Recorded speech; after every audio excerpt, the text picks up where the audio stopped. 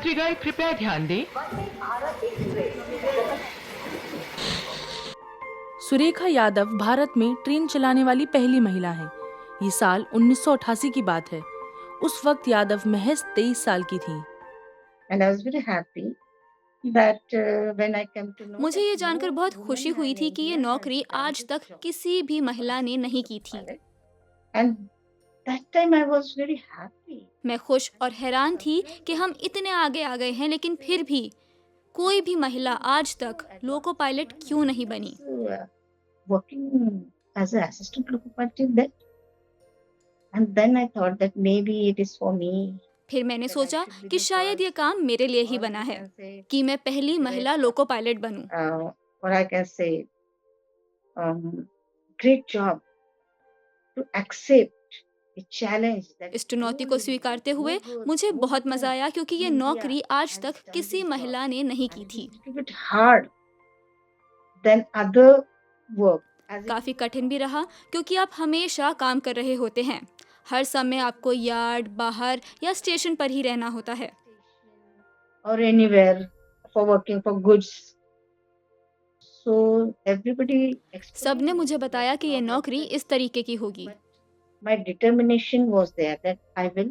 मैं कोशिश करना चाहती थी, मुझे बिना कोशिश किए हार नहीं माननी थी।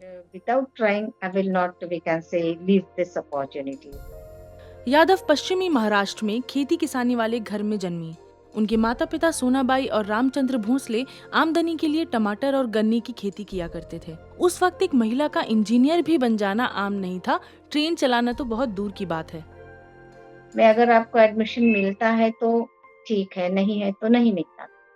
आजकल कैसे कि आपको अदर कॉलेजेस में भी एक ऑप्शन मिलता है कि यहाँ नहीं मिला तो दूसरे कॉलेज में मिल जाएगा, लेकिन जितना गवर्नमेंट कॉलेजेस थे उसमें आपका मेरिट लिस्ट में नंबर आता है तो ही मिलता था। लेकिन लकीली मुझे एडमिशन मिल गया था और इलेक्ट्रिकल इंजीनियरिंग के लिए डिप्लोमा में, और हम 5 लड़कियां थी केवल।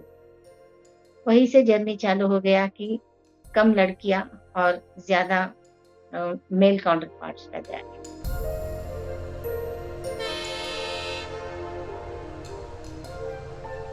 यादव ने अपने सफर की शुरुआत माल लाने ले जाने वाली ट्रेनों से की। फिर उन्होंने भारत के वेस्टर्न घाट के घुमावदार रास्तों, पहाड़ों, खड़ी ढलानों और सुरंगों से होते हुए ट्रेन चलाने की चुनौती का सामना किया। उन्हें 2 इंजन वाली दक्कन क्वीन ट्रेन चलाने के लिए खास ट्रेनिंग करनी पड़ी। The Deccan Queen is leaving CSMT with all ladies crew right from the locomotive. जब शुरू में आए तो ऐसे सोचते थे, अरे ये कैसा है, देखो प्याज काटना आता है क्या जो गाड़ी चलाने जा रहे हैं। वो तो जाने दो, प्याज तो कोई भी काटेगा, गाड़ी चलाना इतना करने का जो हमें दिया है अपॉइंट करके। Appointment letter itself was the mirror that I can do it.